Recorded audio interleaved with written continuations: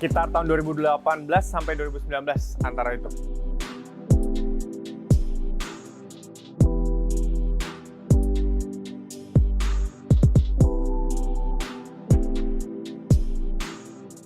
Oke, pertama-tama memang karena perusahaan kami sendiri sangat peduli dengan people dan planet. Dan kita harus bertanggung jawab sama people dan planet, dan salah satunya adalah tentang waste management sih. That's why kita milih vendor yang benar-benar bisa memenuhi kriteria kita untuk mengatur waste yang kita hasilkan. Ada alasan kah kenapa harus waste? Alasan untuk Waste for Change waktu itu karena yang saya tahu memang cuma satu-satunya cuma Waste for Change yang cocok sama spesifikasi yang kita butuhkan.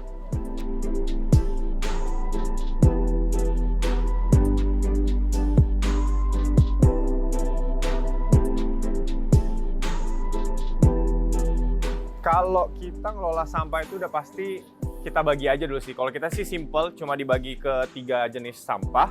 Dan tempat-tempat sampahnya pun di beberapa tempat area umum memang udah spesifik dibagi 3 sampah. Kertas, lainnya, dan satunya itu plastik, betul.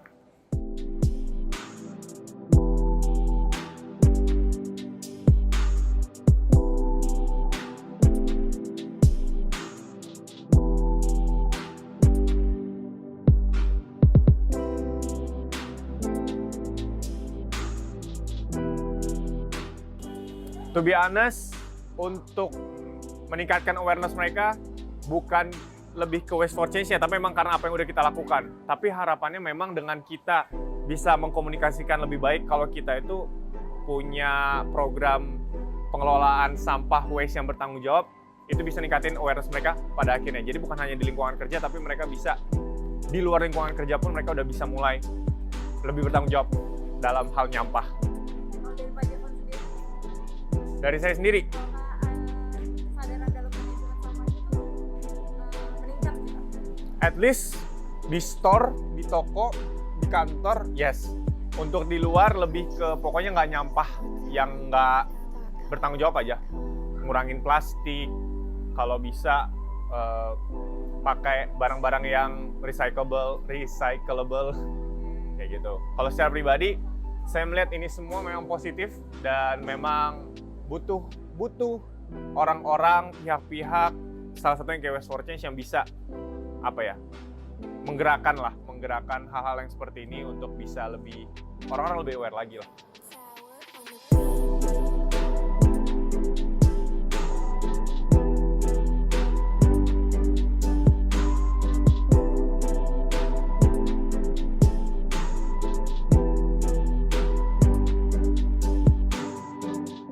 Responnya sih positif, dan secara company pun kita juga, bahkan kita punya KPI, Planet, di mana kita harus menjual barang-barang eco-design.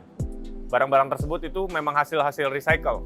That's why kalau feedback, ya secara company pun udah punya KPI, ya mereka pun pasti sebenarnya ya udah aware tentang ini, dan mereka juga mungkin karena nggak terlalu tahu aja sih, lebih nggak terlalu familiar aja dengan apa yang kita lakukan di belakang layar untuk kita mengelola sampah. Tapi sebenarnya kalau mereka tahu, mereka pasti positif banget feedbacknya.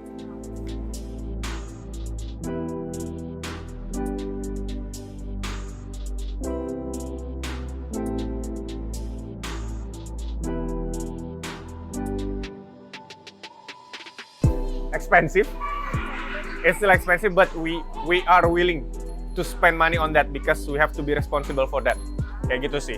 Memang ada biaya tambahan. Kalau kita ngomong kita cuma buang sampah di sekitar sini, itu a lot cheaper. Tapi ya kita company yang mau responsible dan mau invest di situ. So investment di sini berarti ya bukan investment yang akan balik ke kita, tapi lebih ke bagaimana kita bertanggung jawab ya tadi, people and planet. So ini yang kita lakukan.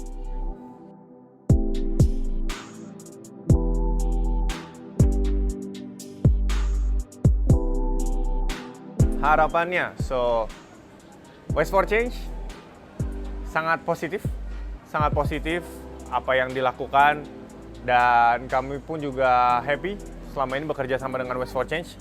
Harapannya lebih banyak lagi yang bisa dihasilkan, sama Waste for Change ini bisa lebih impactful lah, melakukan kegiatan-kegiatan bisnisnya, bisa benar-benar menjangkau bahkan untuk sampai istilahnya perusahaan-perusahaan yang nggak se-aware kami gitu loh.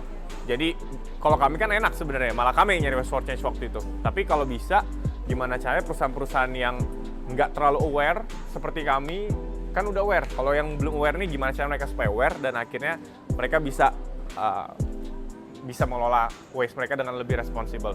Harapannya itu sama, jangan lupa orang-orang yang mata pencariannya juga masih dari waste. So, gimana caranya? Oke, you build a business, tapi bukan ngambil ladangnya orang. Tapi gimana caranya itu bisa integrate sama mereka, oke, bisnisnya bagus, tapi nggak menghilangkan lapangan pekerjaannya mereka. Bahkan mungkin bisa mengedukasi ke orang-orang. Yes, itu sih kalau harapan saya.